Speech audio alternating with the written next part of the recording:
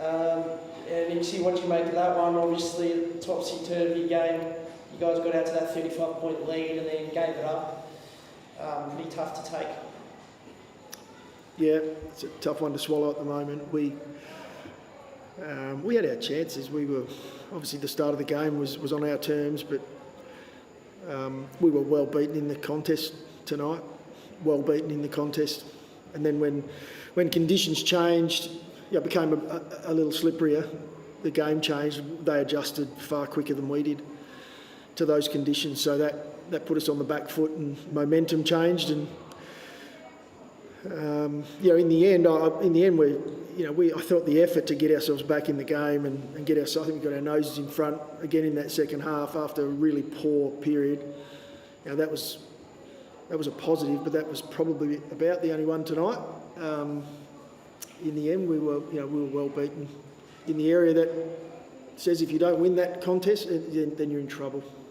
You had a chance, 9 points down, and Bailey Humphries gets sent to the goal square after that 50-metre penalty.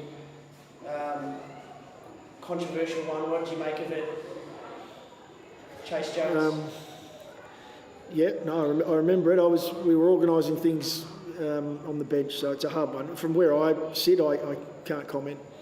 I probably wouldn't comment anyway. Is it your understanding that the umpire has to call the player back before the call's been made for 50 metres? As far as the rules go, it's one that I'm going to have to go back and have a look at. My understanding is that the umpire normally gives the player a little bit of time in that, but there is if you arrive to that contest late and you creep over the mark, then that's 50 metres.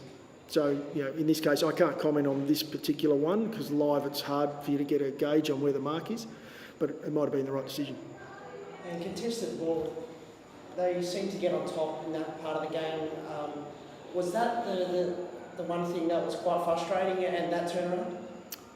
That was the most frustrating thing for the night, yeah. And credit to the Gold Coast. They dominated us in that area through periods of the game. I thought, unfortunately tonight we had too many players that just didn't impact consistently enough.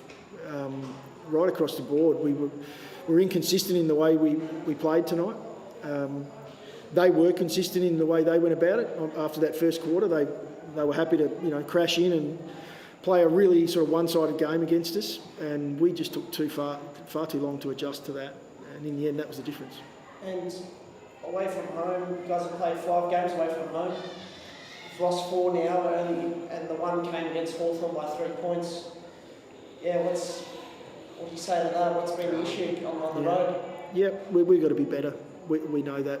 It's something that is front of mind for us. It was front of mind pre-playing this game, so we'll go back and have another look at it. But we understand we've just got to be better when it comes to our away games. How much of the game up in Darwin come down to acclimatising to Darwin weather? Well, the weather was quite nice tonight. I mean, there's no complaints. We played round 1. We played in some humidity in Sydney that made this one look quite tame. It's a different condition to what we have been playing in over the last month, but I thought as we showed, we adjusted well early. It probably got slippery, or it definitely got slippery as the game went on. We played in similar conditions last week against Brisbane. It was a wet game, and so we had a pretty good lead in. There's no excuse there when it comes to the conditions. You must have been disappointed after half-time. Suns kicked 9 in a row from the start from midway through the second to the end, to midway through the third. You could have had a chance at half-time there to work it out and stop it. So you must have been disappointed the way the Suns just came out after half-time and just kept going with their run of goals. Yeah, that was probably the most disappointing thing. Sitting in the rooms post-game was that run that they went on.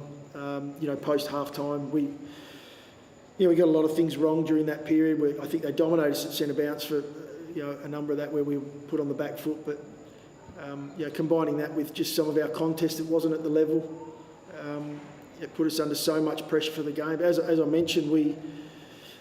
For a run of goals like we saw there, whether it's 8 or 9 goals in a row, for us to then bring it back and still find the front again is something that, we'll take away from this game. But other than that, we're going to have a really good look at this one and find out, where we could have been better. And I think it'll be quite glaring, and it'll be ground ball contest. The ability to fight, in the conditions and know that the game wasn't going to be necessarily wide open and out in open space. So the ball was on the ground. You said that in the lead up to the game would be on the ground. That sort of type of game, that those conditions, wet conditions. But Taylor Walker, for a big man, he played pretty well. 3 goals, 33. He's not really showing any sign of age.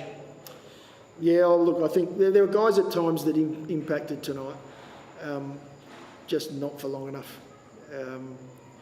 Tex was one of those that had moments.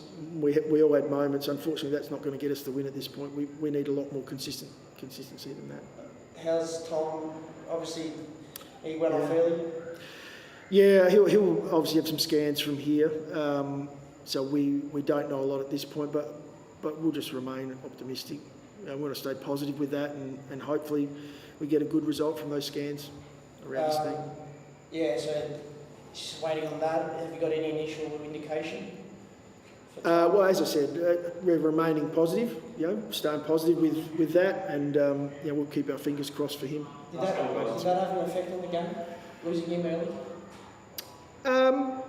Of course, losing a leader down back has an effect on the game, and it takes away your ability to inject some speed later in the game with your sub. But and Ned doesn't play as a backman as well, so yeah, and we've got things in place for that. So we can adjust our side. We've had that right throughout the year, where we've got players that can play sort of midfield and behind the ball. So that wasn't really an issue. But yeah, to lose a leader like Tom, from our back line does challenge us a little.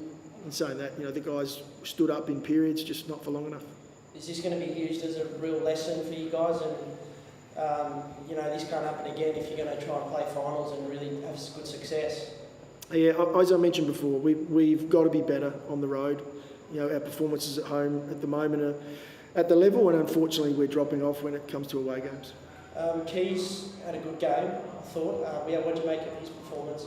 Yeah, Keys had a job early with Rao, and I thought he was really strong for us. I thought he was solid. When you talk about guys who can sort of walk off the end of the game and hold their head up and say, well, my role was this, and it was a really tough job for him. I thought he did really well. Showed signs too. He quite enjoys that scrap and where the game went, and I thought he came right into the game in that second half. Thanks, guys. Appreciate your time. Thank you. Thanks boys. Cheers.